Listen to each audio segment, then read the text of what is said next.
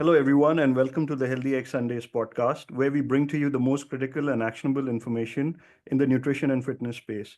Dave from Mind Muscle Pro and I, Kunal Jain, also known as VegDiet Coach, are your hosts. Today, we are thrilled to have a special guest joining us from sunny Florida, Wesley Villanueva, a certified physician assistant, triathlete, musician, and all around health enthusiast.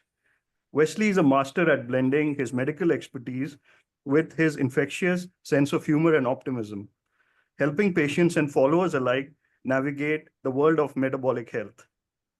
Though through his inspiring Twitter updates, Wesley simplifies complex medical concepts, celebrates patient victories, and shares his own health journey, all while keeping things light and relatable. Whether he's marveling at a patient's health turnaround or sharing his triathlon training tips, his messages resonate with positivity and a strong push for sustainable lifestyle changes. Today, we'll dive into Wesley's personal journey, how he balances his demanding career with his passion for endurance sports, the role of nutrition in his approach, and much more.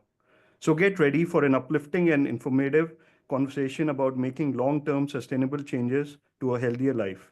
Wesley, welcome to the podcast.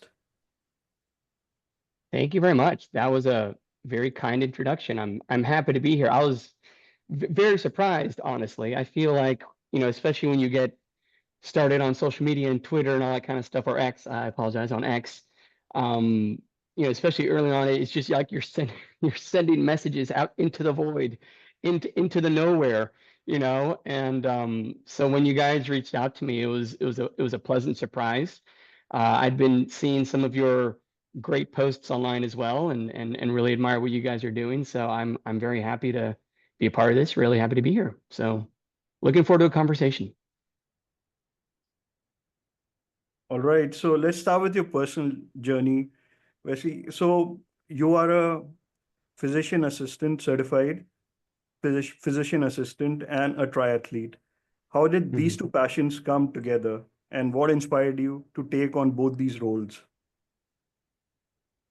So it wasn't something that's started simultaneously. So as far as like the world of medicine and biology and those types of things, I've always been fairly interested in that. Biology, human physiology, human anatomy, those things have always been really um, just interesting to me. I've enjoyed looking into them. So I also have a lot of family members. So, for example, my dad, he's a physician. I have uncles who are physicians, cousins who are physicians. I grew up in a neighborhood, in a world, in a school where there was just a lot of people in the medical community. So I think that had a pretty solid influence on me. But it was something that I came to enjoy in of myself. And I don't want to take too much time going into all the details. It's a long and interesting journey, going through college and applying to different things, and then um, after a couple different educational ventures, figuring out going out into the workforce, trying to figure out if medicine was really what I wanted to do. I thought for a while I was actually going to be a UPS driver because I really enjoyed that. I worked in the hotel industry, banquet serving. I worked on fixing police vehicles in a fleet management service for a while. So it was a lot of different things that I tried. And then eventually I kind of landed on PA in particular, just because I liked a little bit more of the life balance that's available to the PA compared to the MD. Shorter educational time frame, less educational debt, and then flexibility if I so chose. So here in the United States, a PA has the ability to switch from one specialty to another if they choose. Even though I actually haven't done that, I've stayed in primary care because that's what I really enjoy. But I liked at least having that option. And then when it comes to the physical things, the exercise things, and that kind of area of life, I've always been pretty active.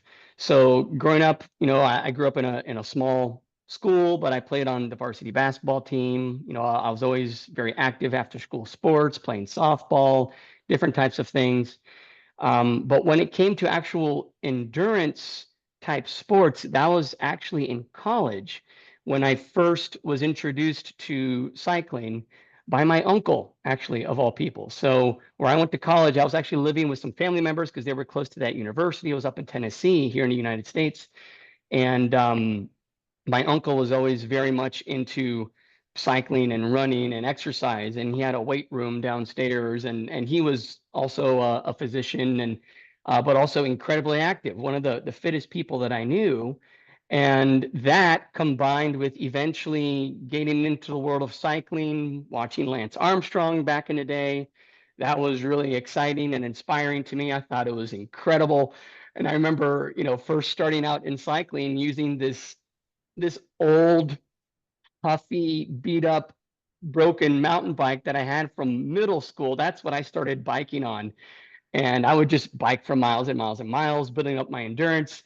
And then, eventually I was able to, save up, work a summer, buy my own proper road bike. And that's kind of what started the journey into, more endurance related sports. So from there, I'd always been a pretty good natural runner. That was something I always kind of did a little bit on the side. And then and that, one thing led to another, and eventually I got into triathlon, specifically what are called 70.3 Ironmans, which is half the distance of the full Ironman. So they call it 70.3 as far as how many miles you cover in a given race. But I got into those pretty recently, actually, just a couple of years ago. And the way that started was my wife was going to the gym, to the YMCA, and one day she came home and she told me, there's this almost 70-year-old man there. He's doing his workouts in the gym, and he told me he's training for a half Ironman. And I don't know why, but that just made me feel like, you know what? I want to do one too. So that just, I don't know. I don't know why. I mean, I knew what Ironman was. I knew what triathlons were. I had friends that had done Ironman and that kind of thing. I'd seen some YouTube videos, but for some reason, her telling me, here's this guy, he's almost 70 years old training for a race. And I'm like, let me try that. And that was 2021, somewhere around there, where I started moving forward in that direction. And that's kind of what got me into the Ironman races and those types of things. Right.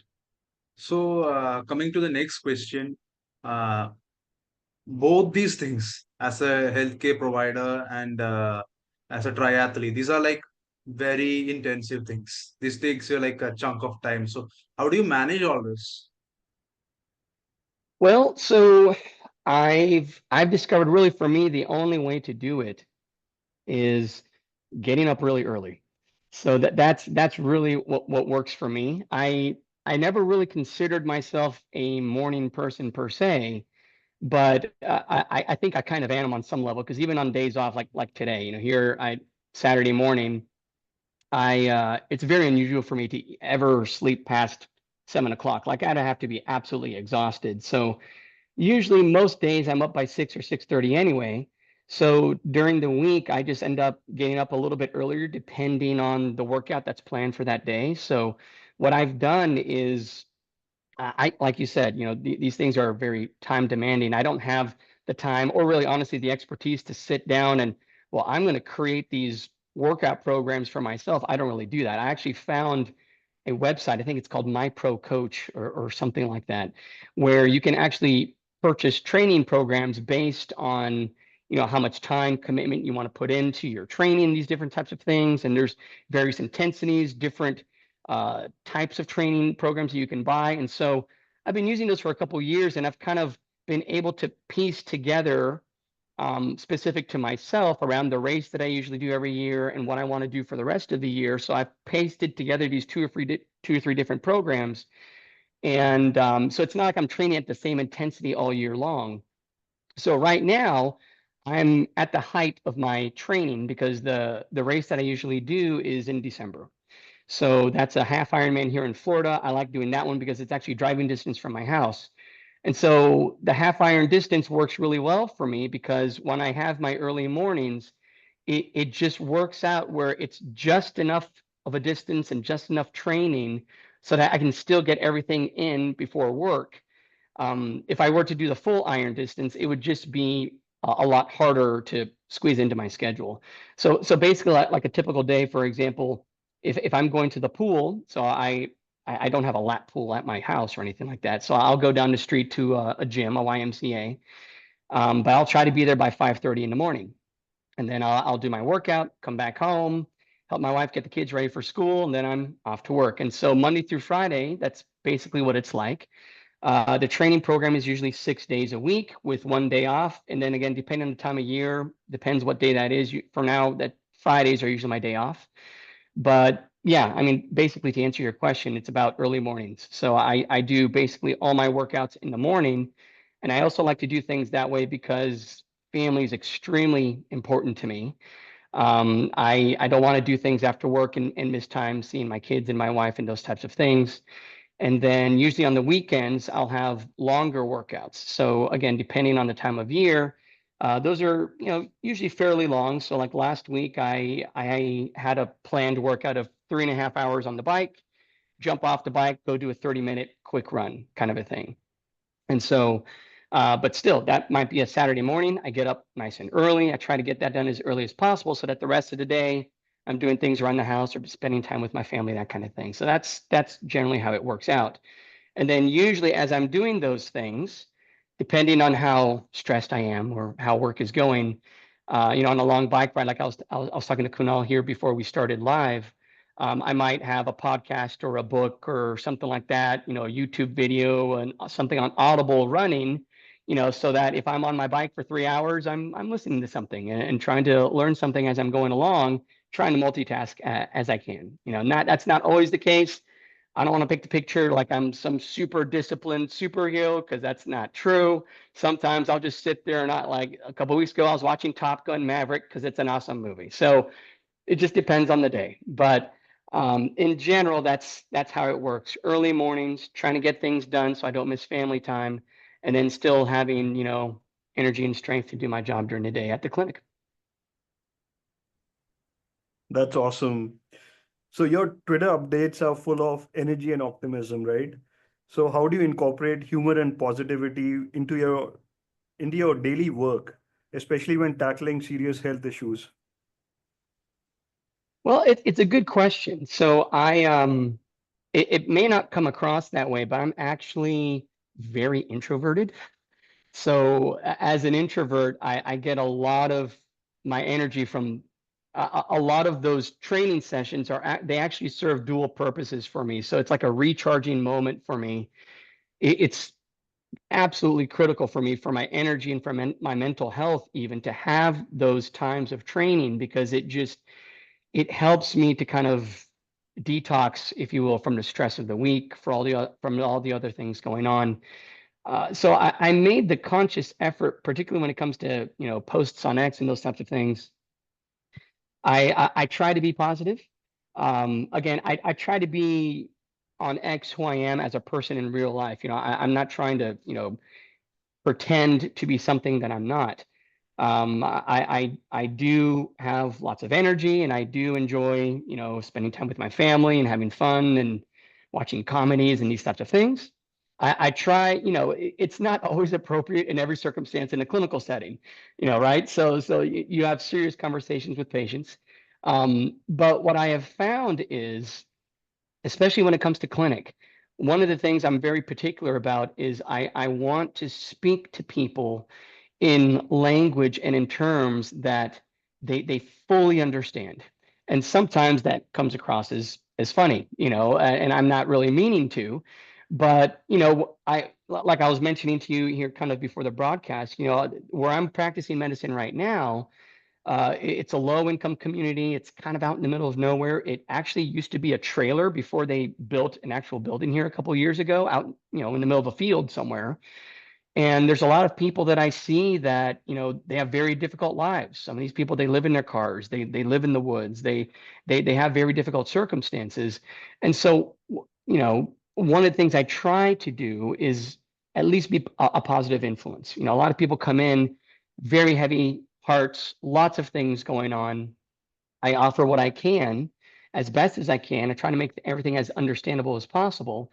And what's great about primary care is that you tend to see a lot of the same people and you develop relationships with these people. So after a while, I see who's on the schedule. I might walk into the room and say, "Hey, what are you doing back here?" Or what's going on today? Or how was that trip you went on last week? And so you can have some of these more laid back, fun conversations, the better you get to know people.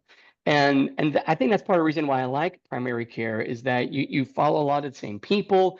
You can develop rapport with people. You're not always going to have the same jokes, the same humor, the same interaction with every person. You kind of dial that. It's specific from person to person. But I'm glad that I feel like I have the ability to dial that to every single person that I see. Well, I'm going to turn to a different dial for this person than I am for this person. And it usually works out really well. I get along very well with my patients. And even when there's really hard, circumstances, really difficult conversations to have, we at least have that relationship in place. And I try to, even if they're down and negative, understandably so for a lot of different things, I try to be the one that lifts them up in some sort of positive way and whenever I can. And that can sometimes be very draining for me at the end of the day. Like I said, that's a lot of energy for an introvert, but it is very rewarding, and I'm very grateful that I get to do that with so many people. Right, right. So, on X, you talk about small victories such as improved A1C levels and all that. So, what's your approach in encouraging, people towards a long-term, sustainable, healthier life? Okay. So I would say a couple things. One of the things that I try to really emphasize with a lot of patients is to have more of a long-term outlook when it comes to life. So it's very easy, I think, for any of us to just kind of get bogged down in the details of the day, and you're just trying to, make it from one day to the next. Life is hard, circumstances are difficult, things happen, and it's not always easy to make good decisions. Sometimes there's lots of emotion involved in the decisions that we make. So one of the things I try to emphasize to people, particularly to some of the patients, for example, that I see that have families, have kids, have grandkids, those types of things, that maybe they come in and their A1Cs are out of control, their insulin levels are off the charts, all these things are really not ideal, shall we say. One of the things I try to tell people is, don't just focus on, well, I need to go on a diet, so to speak, and do this for a small period of time because I want to just lose a little bit of weight, and then after that I'll just go back to whatever I was doing. I try to point them toward, well, how do you want to look and feel 5 to 10, 20, 30 years down the road? How do you want to feel? How do you want to look? What kind of energy level do you want to have? When your grandkids get older, don't you want to be there for the high school graduations? Don't you want to be there for the birthday parties, for the big milestones in life? I mean, I think we all want to be there. We all want a certain energy and quality of life. It's not just about living a long time. I mean, what's the use of living a long time if you're miserable the entire time? So what I try to emphasize to people is you can make even just small changes. It doesn't have to be overly dramatic. I know that on X, people can get really dramatic about certain topics. And I mean, just really go to town on the minute details of how dare you ever have that thing or have this snack, or that was the wrong oil, your life is over. Okay. Sometimes I feel like there's a disconnect between like social media, X, that world of nutrition, and then, for at least for me, and you guys probably have seen the same thing, like the person that I sit down with in the clinic on Monday. Okay. Most of these people, they're not on X. They're not sitting around consuming YouTube videos all day long. These are people that are just trying to survive. They're working multiple jobs. They're trying to pay their bills. A lot of these people are about to be evicted out of their homes. And, for people like that, I'm not going to sit there and talk to them, oh, you had the wrong oil. You really messed up, or you shouldn't have snacked on that, or, soda's the worst thing in the world. And yeah, I mean, that might be true, but what am I going to tell a patient, for example? And this is a true story. Someone that comes into my office and their regular routine for most of their adult life is they consume anywhere from 2 to 3 liters of soda per day. Okay, per day. All right. So the wrong answer there is cut that out tomorrow. That's not going to work. Okay. Would I like them to cut that out tomorrow? Absolutely. Is that bad for them? Yes. Okay. But that's kind of where the small victories come in. And as crazy as it sounds, to a lot of people who are really into health, for someone like that, you want to say, okay, so you had 2 liters yesterday. How about for the next week, we try to cut it down to 1.5, and little by little, okay, you're weaning off of the drug, so to speak, because a lot of these, processed foods, a lot of this sugar, that's essentially the way that it's acting in the body. It's a highly addictive drug of sorts. And for someone who's highly hooked on something, you're not just going to cut them off tomorrow. It's not going to work. They're not going to do it. And you're not going to come across as very, very useful and helpful. And so that's kind of an extreme example, but that's a lot of what I see in the clinic where I work. Okay. A lot of really dysregulated, labs, a lot of people with a lot of different life circumstances. And what I try to do is kind of pinpoint after a fairly short conversation, because unfortunately I don't have as much time with patients as I would like.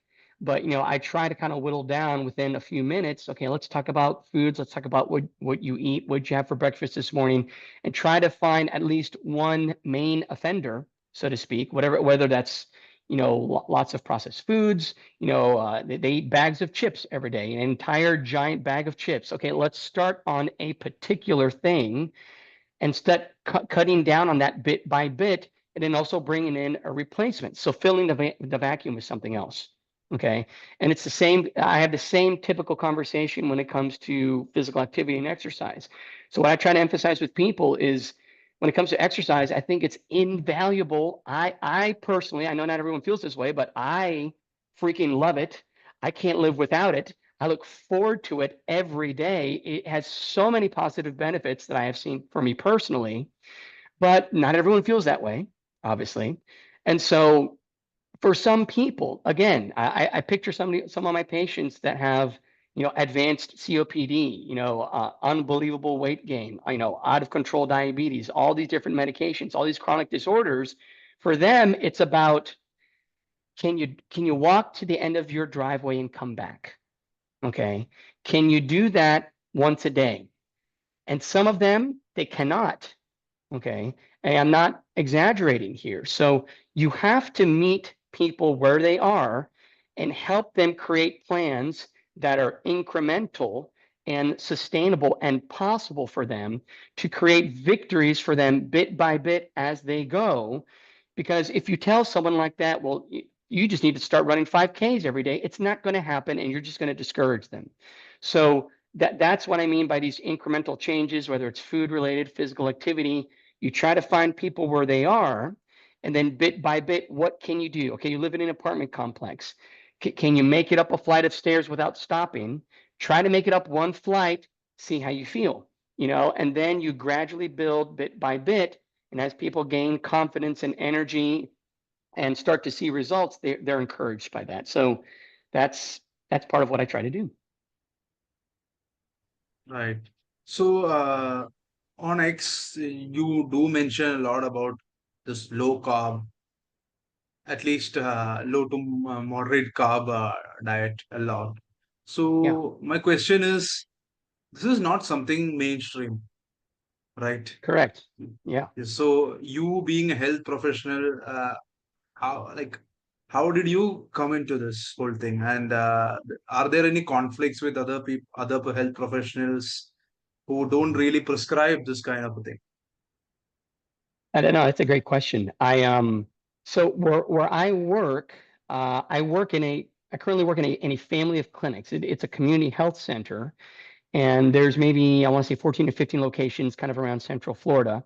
And so the particular clinic where I happen to be at, I'm actually the only provider in the building. I'm the only one there. So I'm running a solo practice there.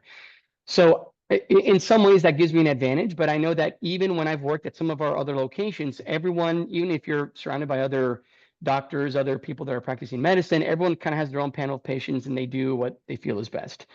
So at least at my current job, I haven't really run into many issues. Although I do fully recognize that, yeah, it's not mainstream, and there's a lot of minutia to it. There's a lot of it's a graded scale as far as when you say the term low carb, you've got people all along this scale. And again, some people are very passionate about it, shall we say. I I like it mainly because I've seen good results of it in clinic. And so the way that I actually came across it initially, like I said, I'm fairly new to it. So this isn't something I've been doing for years and years. It's been mainly this calendar year where all this kind of started happening. I started getting into this information, listening to books, listening to podcasts. I kind of put together my own food guide that I give to patients, and that's kind of the thing that's kind of at the pinned tweet or whatever you call it on my X page. Like that's the identical thing that I give to my patients. It's the same thing for free. You can just go get it, you know. And so the way it kind of started for me was there's actually a pretty well-known longevity doc out there. His name's Peter Attia. Maybe you've heard of Peter Attia. Right. So he has a pretty big following online. He's written books or written a book. I've read his book. I think it's a great book. And again, low carb people hearing me say that name, they're going to be like, oh my gosh, are you kidding? You know, but again, I don't feel like I'm subscribed to a particular team per se. I read and listen to a lot of people like across the entire spectrum. So I'll listen to the whole food plant-based people, you know, I'll listen to the carnivore people, I'll listen to the Mediterranean people. You know, I'm reading all these books, putting all this stuff together. And because what I've recognized is in the real world, okay, there is not one diet to rule them all, okay, to borrow from Lord of the Rings there, okay? Everyone's in a different place. You know, I'm not going to tell the vegetarian, well, give that up. You better start eating steak tomorrow. That's not going to work, okay? And I've actually had people fairly recently in clinic where we're talking about low carb. I'm showing them my food guides, different types of things. And there's actually this one patient in particular where we had a conversation. I give her my food guide. She came back a couple months later, pissed off at me, furious because the food guide that I give to her, again, there's there's animal protein on there. There's different types of things. There's vegetables and things there as well. But she said she tried to go high protein, and because she has a history of gastroparesis, it did not go well for her and it made her absolutely miserable. It was just destroying her GI tract. She had to stop it completely, you know. So all that to say, you have to meet people where they are, and it's not going to be the same across the board. And so, anyway, going back to how this started, so I was listening to his podcast, Peter Attia, and several years ago, he was very deep into keto and low carb and these types of things, and he was actually involved with this company called Virta Health. I don't know if you guys have heard of Virta. Very interesting company. Basically, their main mission, from my understanding, is basically to help people with diabetes and metabolic disease reverse their disease, get off medications using mainly what they would call well-formulated ketogenic diets, is what their founders would call it. Okay, so it was kind of like one thing led to another. I listened to his podcast, listened to some people he was interviewing, listening to or reading some of the things on his blog. And then that led me toward, for me, one of the most influential books that I've read on the subject. I don't know if I have it actually right here. I don't know if you guys have heard, do you know Dr. Stephen Phinney and Jeff Volek? Have you heard of any of those names before? Yes. So just, and again, I'm not connected to these people at all. I'm not making money from this or anything, but this is what it is. This is one of the They are books, and maybe teachings. you guys have read it, okay?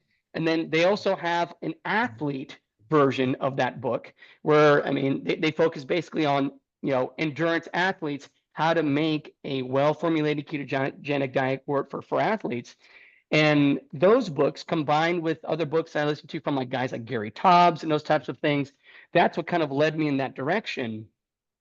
But to this day, of all the things I've consumed, I feel like this book here with Stephen Phinney and Jeff Volek is one of the most easy to understand, easily relatable, straightforward, and practical resources that I have read yet. And so basically that kind of led me toward, the Virta Health website, these different types of books, getting to different kinds of blogs, and then creating this food guide is what I call it. And it's not very complicated. It's basically a set of groceries, a set of possible snacks. If someone is going to snack, snack on these types of things. And then I just straight up used ChatGPT AI, to create like a 7-day sample meal plan that focuses on, lowering processed carbohydrates, increasing proteins, these types of things, and showing people in black and white on paper, here's what breakfast, lunch, and dinner can look like if you were to go in this direction.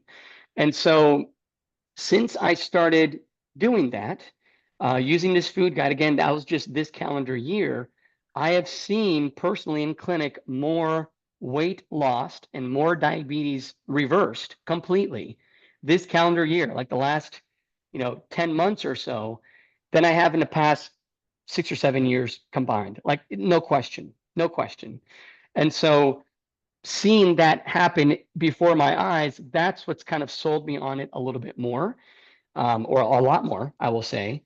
And that's why I tend to focus on that when I'm posting on X and these different types of things and talking to the patients that I see, mainly because the patients that I see do have that issue where there's so much processed sugar and carbohydrate in their diet that even just tweaking that slightly makes monumental changes. Okay. And I know that some people kind of argue about this, about, whether it's calories or not. And well, when you start reducing those things, you're essentially reducing calories. So it's a calorie deficit. Honestly, I don't really care.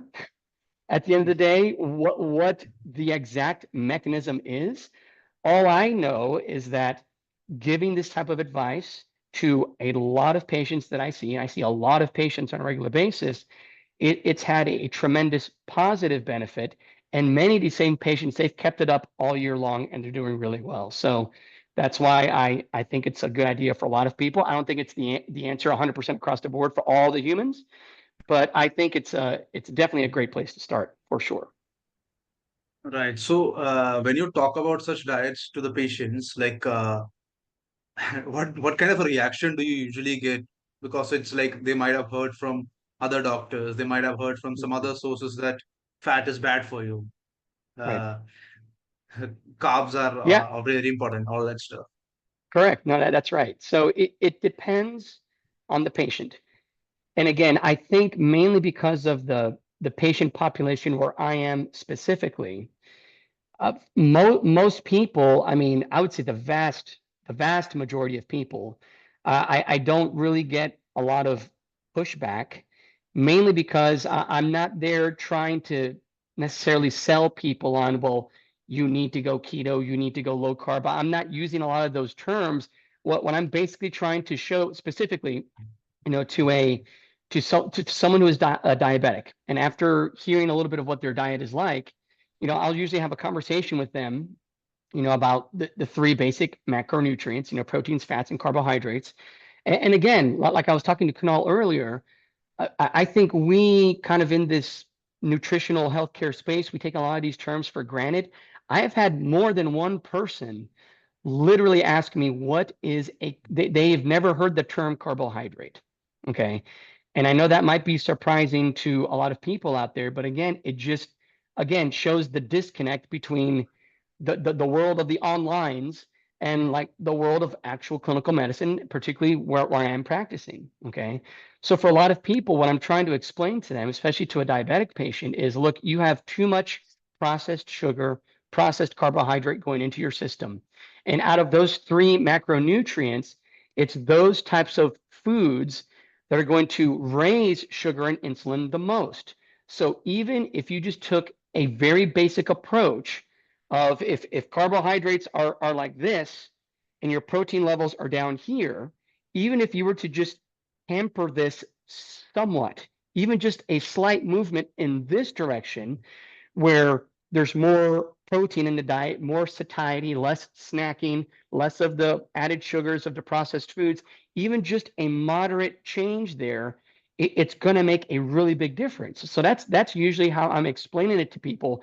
I'm not, throwing all these internet terms, all these different nutritional terminologies at them. I'm just trying to show them from a mechanistic level, look, this is where you are. I think if you just tweak things, visually, just like this, just a little bit, you're going to start feeling better. You're probably going to have more energy. You're probably going to lose some weight along the way. And your A1C and glucose levels are probably going to start dropping, So, and again, just the other day, I think it was this week or last week, I had a gentleman come in where our previous conversation a couple months ago, and his A1C, I'm trying to remember, it was 7 to 8 range, I think, is where his A1C was.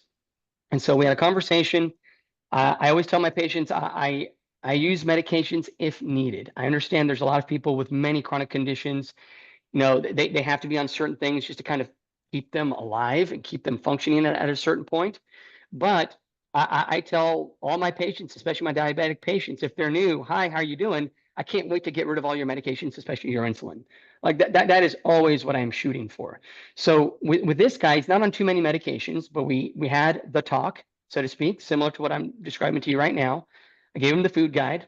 He admitted to me that he consumes a lot, like multiple 12 packs of soda on a regular basis. And so, and like I mentioned earlier, I'm like, let's focus on that. Just do that one thing. Okay. Let's just do that one thing. What if you tamper that down a little bit? Let's see what things look like next time. And what he did was he threw out soda completely, 100%. And his A1C went from about an 8 to a 5.8, I think it was, just within a couple months, just with soda. Okay. And so that's without going into all these different details of, well, did you check your beta hydroxybutyrate? Did you check your ketones? Did you, without all of that, without getting into all the weeds and the details, just showing very practical things. What if you just lower this thing and raise that thing just a little bit? Let's do that for a couple of months and see what happens. Good things can happen, and now again, a lot of that depends on their individual decision making, what they're going to do. I'm not your mommy. I'm not going to call you. I'm not going to tell you what to do. Okay. But my job is to give you the best possible information possible, when it comes to nutrition and health and diet and these types of things. And as long as, if I can at least put the right information in your hands, you at least have that option. So that's really all I can do. And for a lot of people, once you develop that rapport and they start trusting you, then yeah, they're going to give it a try. And a lot of people have had great results. So. Right. So before Kunal takes up the next question, I have one more follow-up question. So since you mentioned about A1C, you commented under one of my posts about some patient case. Yeah, right. If you remember correctly, right? So yeah. So my question is like, at least here in India, it's very easy to get blood work done. You can just go to a lab and get that done. But in the US, from our experience with clients over there, it's not easy. Like unless a practitioner like you order them some test, it's not easy for an average or for a normal person to just get a blood work done. If at all, if it is possible, it will cost like a huge. So how do you what is your suggestion for our audience who are in the US or elsewhere where it's difficult to get blood tests done? How do you take all this fasting, insulin, and all that stuff? Right. So, I mean, you're absolutely right. A lot of this, depends on the medical provider that you're following with. So, yeah, great example. One of my best friend, he has a PCP that he follows with, a primary care physician. And I've recently, we get together once a month. We'll go out to a restaurant and we talk. We're best friends. I've known him since I was in elementary school. So we've done music together, all sorts of things together. And I've always been after him, wanting him to be healthier and wanting him to, aren't you doing some sort of exercise, eat a little bit differently? And he's always kind of resisted me. But once we started talking a little bit about some of his lab results, and I explained to him some of the things that we're talking about here, I kind of opened his world a little bit into the different realms of keto and these types of things. And he's the kind of guy where he goes down the rabbit hole and he is just taken off with it. He loves keto. It has changed his life. It's the greatest thing in the world. But the issue that he runs into, like you're mentioning, is his doctor sees things a little bit differently. And when he asks his doctor for I tell him, I'm like, hey man, you should get this test. You should get a insulin level. You should get a C-peptide. Why don't you throw in an LP little a? You should do these different types of things. The doc on the other side is like, why? Why are we doing that? Why should we get, a coronary artery calcium score for you? Why should we do any of these things? So, I mean, that's absolutely right. A lot of it depends on the medical provider and where you happen to be. My patients are lucky, so to speak, in that where I'm working, because it's a somewhat government-funded community health center, not very much, but there is some government, subsidy there. We do have some pull with local labs and these different types of things. And I've actually had to petition to our lab director to make some of these lab tests available. We have in-house labs. So in my clinic, I have my own lab there. I have a nurse that draws labs. And so in general, I can't draw anything I want, but I can draw just about, all the most important things that I want, and for very cheap. So when patients come to our clinic, even if they have no insurance, we have a sliding scale. Because of the sliding scale, and we have these deals with LabCorp and Quest, I can get a full panel of labs for $5 or $10. Okay, including, the insulin, the C-peptide, the ApoB, all these different types of things. So, Fantastic. but again, I'm lucky, and the people that see me are lucky because we have that little in-house resource. But for example, for my friend, I'm having to kind of look up online, different, because there are certain places you can look up, online, that you can order your own labs and these different types of things.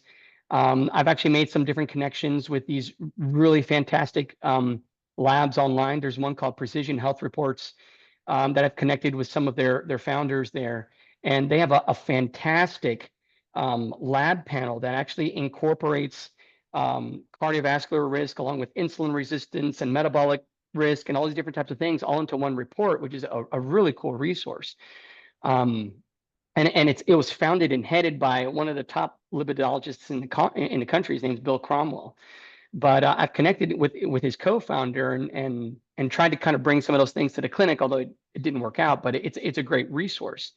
So what I've had to do with my friend, for example, is you kind of try to look around online, finding different online labs, trying to get the best deal possible, package deals and those types of things, where, I mean, it's not hard for people to order their own labs, but like you said, it's also not the cheapest thing to do, unfortunately. So yeah, for people that don't have the in-house ability, so to speak, that I have with my patients, where I kind of order what I want and down the hall they draw it. Okay, there are different labs that you can kind of find online where you can pick and choose and order the things that you want to order. But then again, you also have to know what to order, and then also how to interpret that result. That's also the other thing. So yeah, it's a complicated situation, but it's not impossible.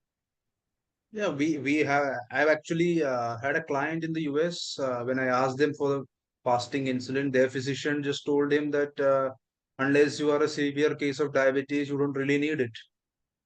So Right.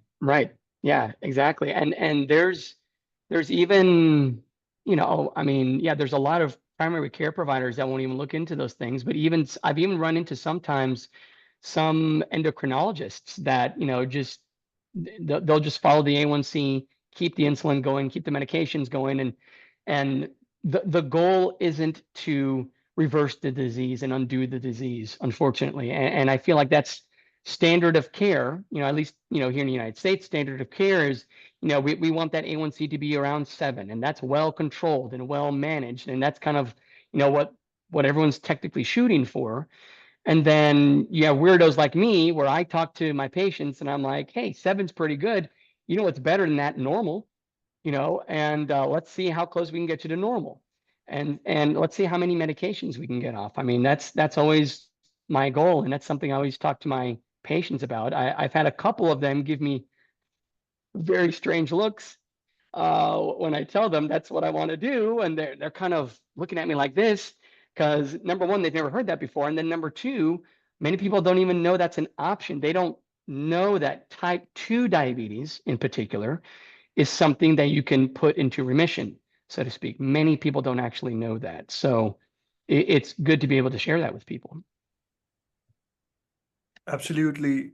So Wesley, you shared some success stories. Any more success story which is very memorable to you want to share about your patients? Yeah. I actually, let me see. There's two in particular that come to mind.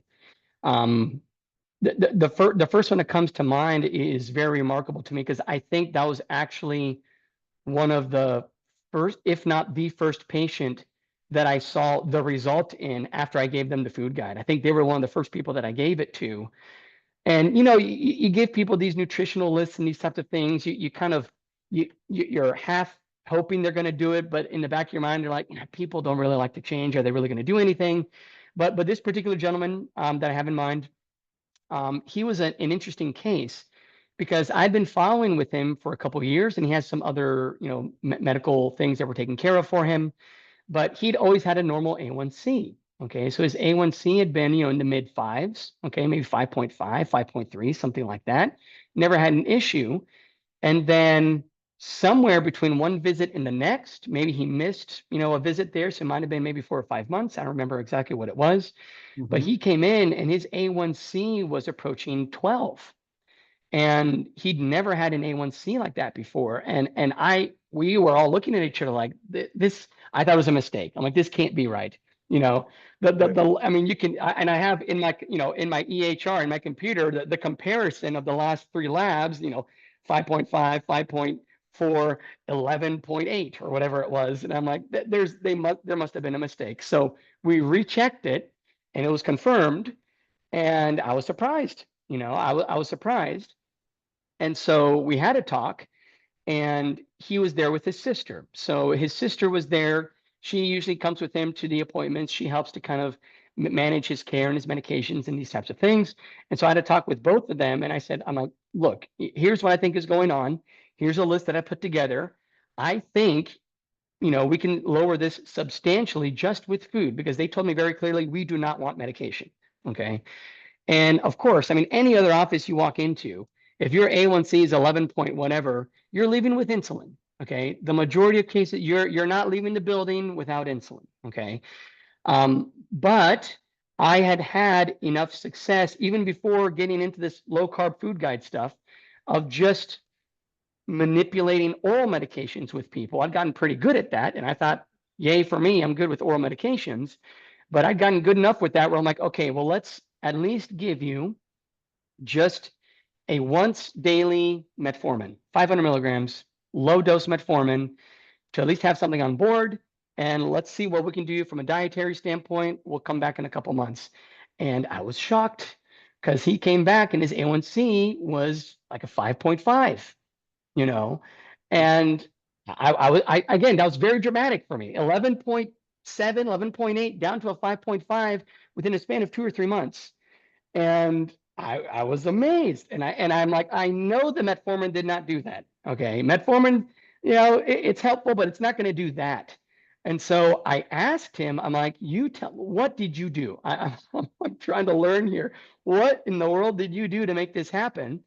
And he looked at me and he said, if it's not on the list, I don't eat it. And I'm like, well, okay, then that makes sense.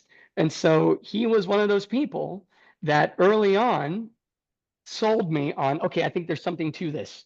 Okay, there's something to, cutting out particularly, the processed carbohydrates, the added sugars, those types of things.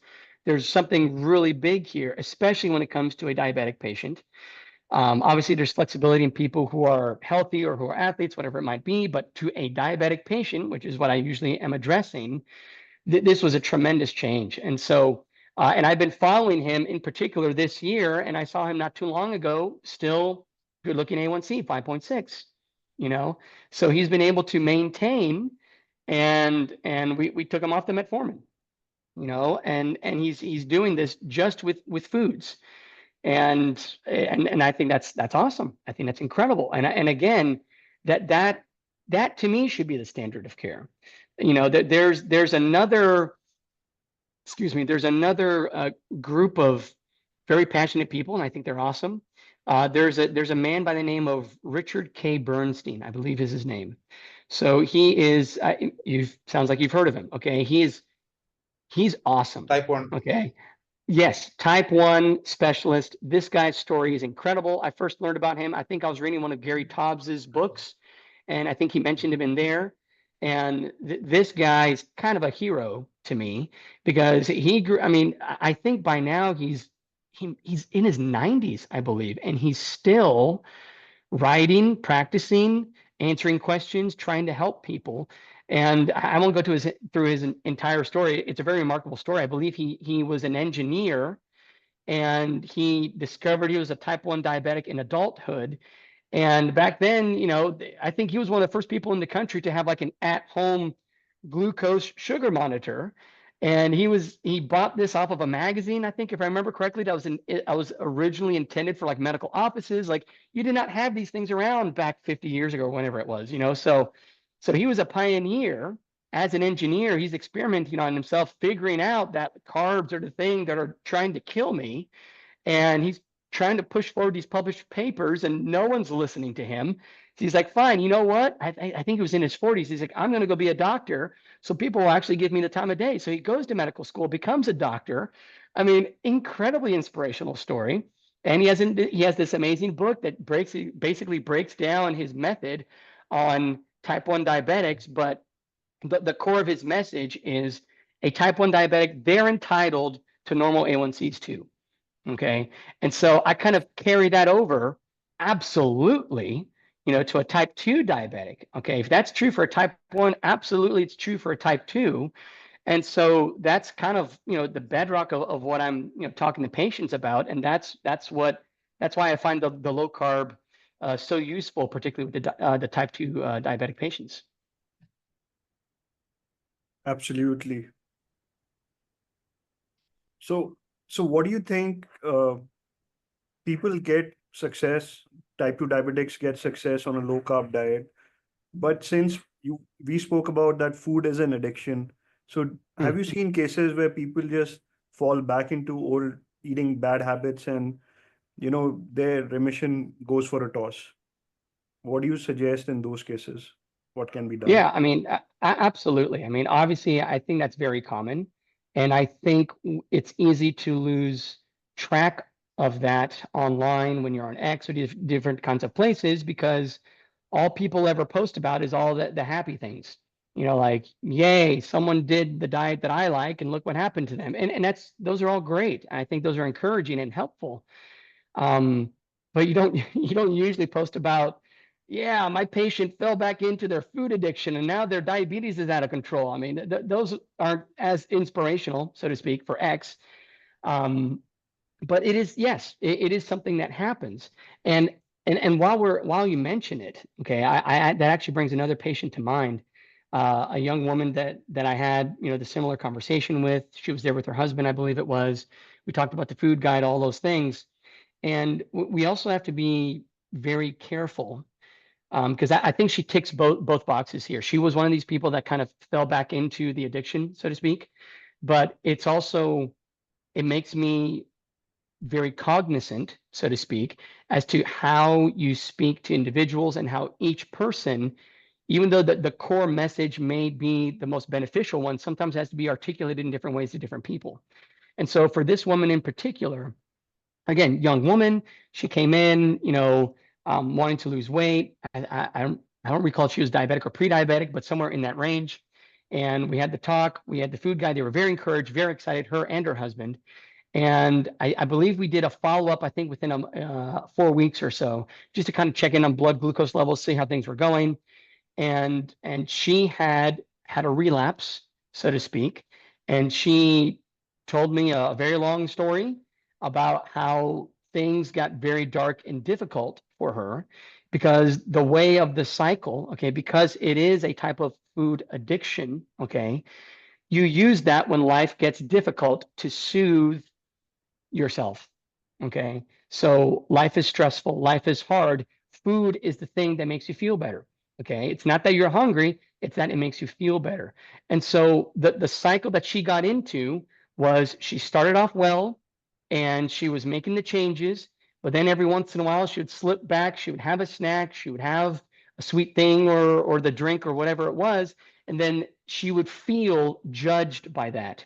She would feel that she was not good enough. She made a mistake. And so she would start to feel depressed because of the mistake that she made eating the cookie or drinking the soda or whatever it was. But then that fueled the desire to have more of the thing because now she's depressed. And that thing is the very thing that soothes her. So it created this cycle, okay, of kind of self-loathing, where it just fueled more of the very thing that we were trying to avoid. And so on our next appointment, I had to have a very clear and kind of heart-to-heart conversation with her about grace, about being patient with yourself, about the importance of making the changes incrementally. And if you make a mistake, in your own mind, and you feel defeated and you feel like you're not good enough and you start getting depressed, tell yourself it's okay to make a mistake. People slip up. People make the wrong decisions. Okay. But it's never too late to course correct. As long as you're breathing, you can course correct. And so the main focus for me with her on that visit was trying to empathize and to show her that, it's okay to be patient with yourself. It's okay to forgive yourself. It's okay to have grace for yourself. And you make a mistake, that's fine. It's a new day, dust yourself off, try again. Okay. And make the changes maybe a little bit more incremental, do it a little bit more slowly, because as you guys have probably seen, if you make the changes too quickly, and if someone gets really, really hardcore about going, carnivore or keto all the way, and they don't know about this thing, the keto flu and balancing electrolytes, if they don't know anything about that, then they can start feeling pretty miserable pretty quickly, and they don't know why they're feeling what they're feeling, and then they quit and they give up. Okay, so it's important to fully educate people on what to expect if they start to get really aggressive with their changes. But like you mentioned, yes, there are people that fall back into it. But my job as a medical provider is not to come up to them and say, yeah, you moron, you messed up, do better, you suck. That's not helpful, So you have to be willing to have a heart, and communicate with whoever you're talking to and show them that it's okay to have grace for yourself. Try again, don't give up. So that's what I try to do. That's right. So, this health space is full of misconception. There's no shortage of them. So, what is the most common misconception you hear in your practice, and how do you clear that up? Well, I think the most common one I've touched on earlier is the idea that once you get type 2 diabetes, you're doomed and you're done for. Okay. Or the other thing that I hear fairly often is, well, my dad was a diabetic, my mom is a diabetic.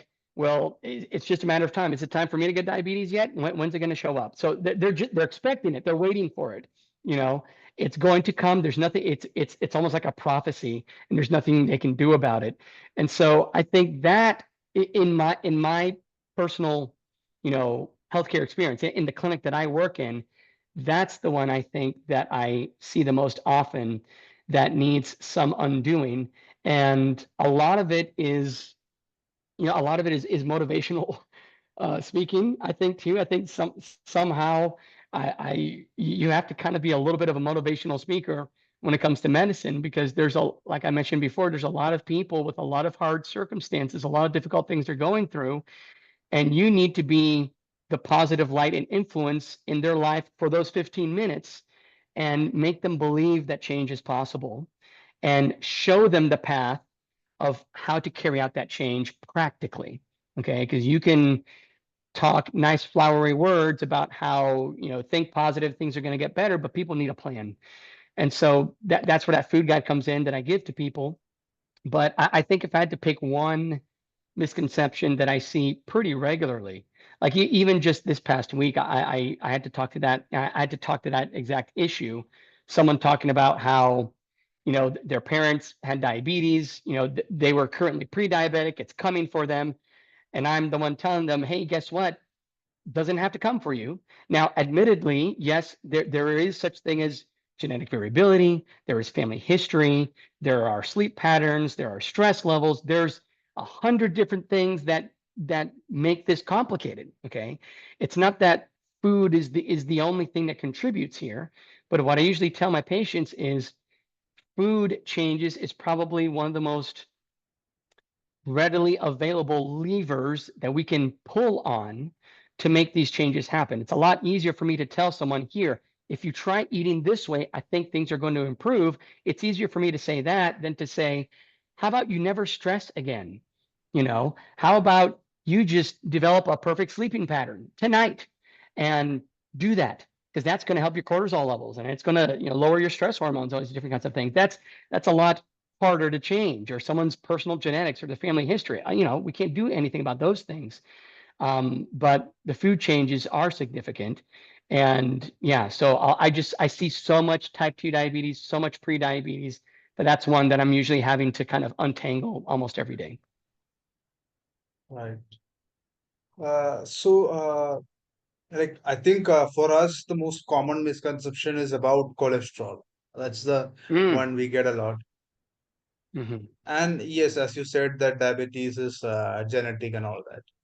So, moving on to the next question, healthcare is evolving in the sense there's like a ton of research going and there's like new stuff coming up every day. I think recently there was something about stem cell therapy for regenerating beta cells or something of that. Yeah, I saw that. Yeah. Very interesting. Yeah. So how do you keep track of all this? How do you keep yourself updated among all this busy schedule you have?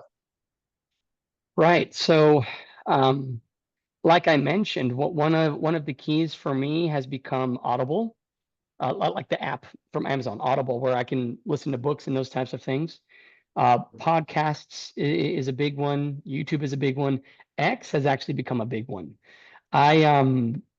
I've surprisingly been able to connect with some pretty well-known like cardiologists and lipidologists and different types of people, on X, and some are more approachable than others.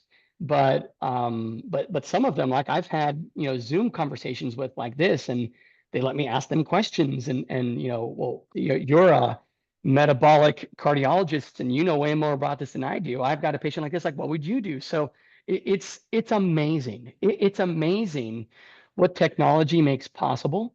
And I think X is an awesome platform. I think there's a lot of really highly intelligent people that are really putting out a lot of really useful and helpful information. And I'm trying to take advantage of that as much as I can. Now, of course, there's a lot of people putting out weird stuff too, but that's always going to be the case. And it's kind of, our job to kind of try to sift through the waves and waves, the monsoon of information, so to speak, that's out there, and try to do the best that we can in parsing out what is real and true and evidence-based and helpful and useful, and taking that information back to our patients. And so like I mentioned before, podcasts, I mentioned Peter Thiel was one of the ones that I really started with. I still enjoy listening to him. Those books there by Stephen Phinney and Jeff Fullock, I still go back to those every now and then. I've actually given those to my dad recently, and that's been pretty cool. So he's in his late 60s here, and he has a cardiac history. He's got multiple stents. He's had heart attacks. These different types of things. We've had conversations about health and wellness before, and just recently he's kind of been open to more of these conversations. I've shared some books with him. He's making some changes, and it's cool to see. It's really exciting, But I think being connected to things on YouTube and social media and X and these different types of things, as overwhelming and interesting as it can be, it can also be helpful. So, I listen to a lot of different books, like I mentioned. Also, Jason Fung, I've listened to a couple of his books. I really enjoy his stuff. I just now started listening to her and her brother have been in the news recently. The Means, Casey and Callie Means. They put out a book called Good Energy. I've been listening to that one. That's been a really great and interesting book as well. Benjamin, Dr. Ben Bickman. He's another, well-known guy kind of in that low carb space, talks a lot about insulin, written books on, insulin, all these different types of things. I enjoy kind of listening to his type of thing. But like I mentioned, I'll also listen to, there's this other podcast called The Proof. This guy named Simon on there runs that podcast, and he's more of like a whole food plant-based kind of guy, and he'll have a variety of people on there, from the lean mass hyper responder crew over to the whole food plant-based crew, to lipidologists, Dr. Tom Dayspring. He'll have Bill Cromwell on there. Just I like just the variety of perspectives. Okay, because what I'm trying to do at the end of the day is, for a lot of these online people, they like to kind of focus on their thing and say, this is the thing that matters. Okay. But for me, when I'm in clinic as a primary care provider, I tell my patients all the time, I'm a risk manager. That's my job. I am a risk manager. I cannot guarantee you anything. Okay. I can't guarantee that if you do this plus this plus this, you're never going to have a cardiac event. You're going to live to 100. You're going to lose all the weight. I can't guarantee anything to anybody. Okay. But what I can do is try to gather as many of these risk factors as I can, particularly with lab testing, imaging testing, coronary artery calcium scores, Lp(a)s, ApoB, the insulin levels, the C-peptides, trying to put all this information together and create a risk profile for them that's based on their own personal family history, their own personal lifestyle, their sleep patterns, their stress levels. It's so individualized. I just find it very hard to wrap my head around how so many people say, well, this is the only way. This is just it. If you don't do it this way, then you're just wrong. It's so much more complicated. It's way more complicated. I mean, the genetic variability alone from one human to the next. I mean, you sit down two different humans to have the same meal, it's going to do different things in each of those human bodies. It's just going to be processed differently. So it's very complicated. So that's why I try to gather as much from across the board as I can, because every single person you see is different, and you have to treat them that way. So I try to keep up. And that's awesome. Nutrition is so individualized. It's so personal. There's no silver bullet.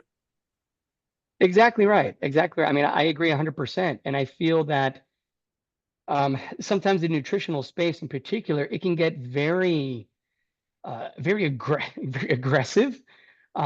People can get really passionate about their views. It's almost like you're talking about politics or religion sometimes, the way that things can get. It's just, sometimes it just goes really strong, in one direction or another. I try to keep my nose clean from that kind of thing.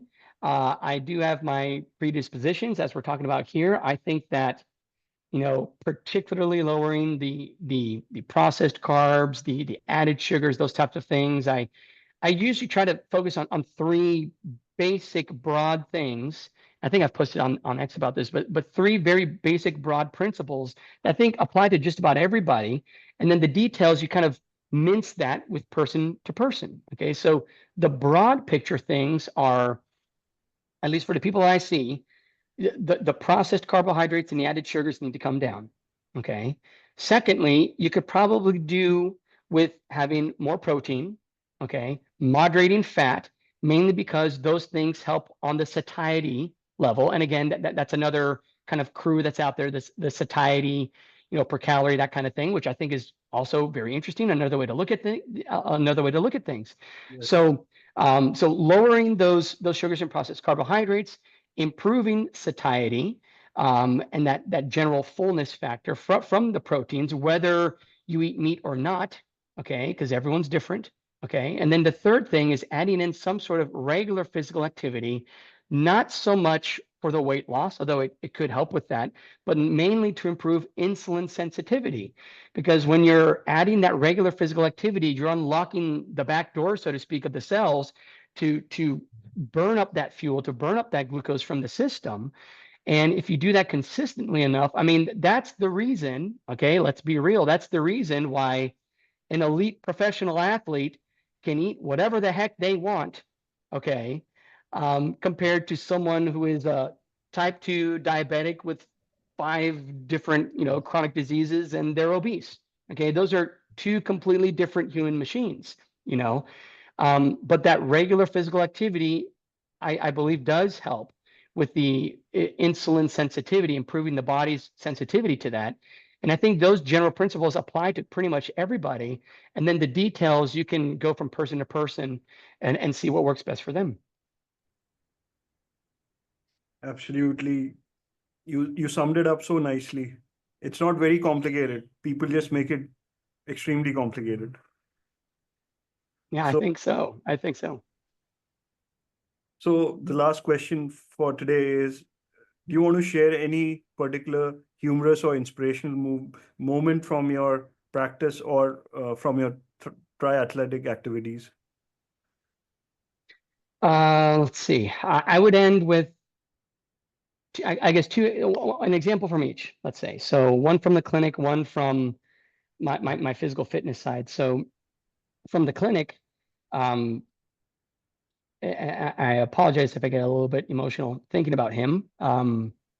He has been a big inspiration to me. He came to me, I want to say maybe about a year ago. And this particular gentleman, he's homeless. He lives in his car and he's in his mid 70s and he's kind of from the Northeast. And so he kind of has the, in the United States, in the Northeast, you kind of have a particular accent, a particular way of talking, which is, you come from Boston, you kind of talk about Boston and coffee and that kind of thing. So I loved talking with this guy. He was so fun to talk with. But what inspired me about him was,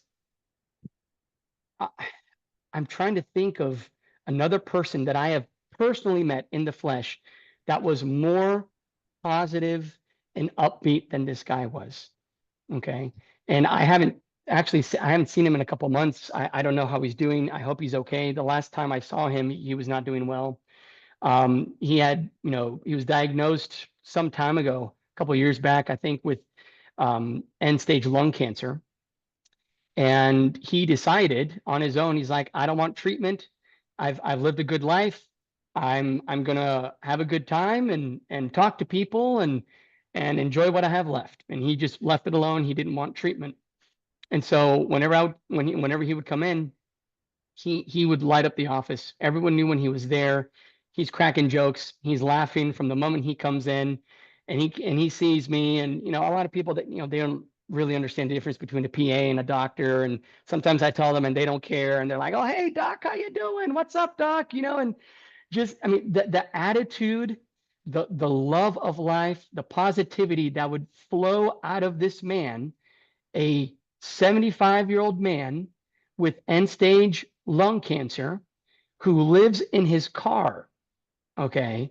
I just, and I'm sitting there whining and complaining about, like, well, I have a hard schedule today. I've got to see this many more patients today, or I'm tired from my workout. It's like, it gives you perspective. Okay. And that's one of the things that I've really appreciated working in the clinic that I work in, is because of the type of community that we're in and that we serve. It gives me a reality check all the time. Okay. About people, like I mentioned, people, they live in their cars, they live in the woods, they live in trailers, they're surrounded by drug dealers. A woman had her husband get run over by a car, and she's talking to me the next day about it. Another woman comes in, and there's domestic abuse. There's just so many things going on. And, it's easy for us to kind of always go inward, think about ourselves all the time, think about how hard we think we have it, about our feelings, and be driven by that. But all you really need to do is look around a little bit and have some perspective and be grateful.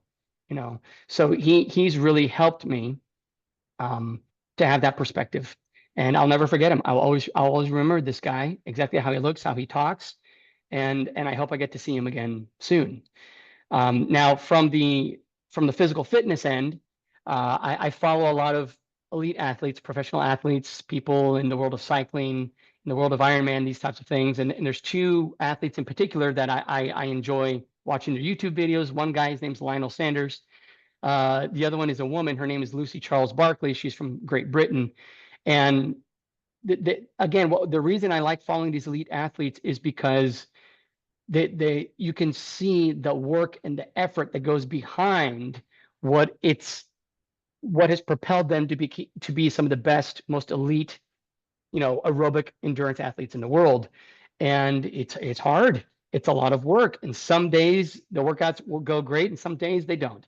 But one of the things I picked up from Lucy in particular is, I think she was interviewed by a magazine and she talked about in one of her videos where she actually puts it, somewhere like in her workout area or something like that, this kind of mantra, this idea of I can do hard things.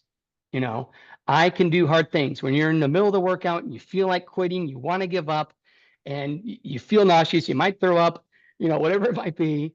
She thinks to herself, I can do hard things. I'm not going to quit. I'm not going to give up. And yes, there's a line to that. You don't want to overtrain yourself and kill yourself. But I think a lot of people in whatever realm of life could benefit from not being ruled by their emotions and making a decision that I can do hard things and I don't have to put all these limits on myself. And that's one of the things I picked up from Lionel. His main, mantra on his page, they call him Mr. No Limits. His idea is always, I want to push the limits of my human capacity. I don't want to put limits on myself. I want to see the full extent of what I'm capable of. And I struggle with that stuff all the time. I know that right now I look energetic and happy, and I usually am, but sometimes I'm burned out from work. Sometimes I just don't have enough energy to play with my kids like I would like to. Sometimes it's early. I don't feel like getting up and going to the pool at 5 a.m. But those are some of the things that help to keep me motivated, trying to push my limits, not having this fear of failure that I sometimes struggle with. And also, believing that life is hard, but there's always people out there that have it quite a bit more difficult than you. And it's important to have a sense of gratitude wherever we go. I mean, your passion is palpable on this podcast, Wesley. I mean, thanks for sharing so many valuable insights from your life, from your work, that it is so inspirational to hear what the work you are doing for your patients, for your community. It is really amazing the way you conveyed, a positive message today. So really want to thank you for that. Dave, you want to say something? I think we made a great call in asking you to be a guest. Well, Absolutely. thank you both very much. Again, I really mean it. I'm very honored that you guys reached out to me. And again, I know that you guys are doing incredible work in India and you have a fantastic message. And your posts and the things that you put out there, I mean, you guys are, you're very intelligent, very, very eloquent in how you explain things and write things in your posts. I thoroughly enjoy the things that you guys are putting together. And again, when you reached out to me, I was very surprised, but honored and happy. So I appreciate the conversation, and I hope maybe we can do it again sometime. I'd love to keep up with you Sure. guys. Absolutely. Yeah. So I think with that, we can wrap up today's podcast. Thanks again, Wesley, for joining All us right. on the HealthyXSundays podcast. And next week, again, we'll have an amazing guest with us. Until then, everyone stay happy, stay informed, and stay safe. Thank you. Thank you. Okay.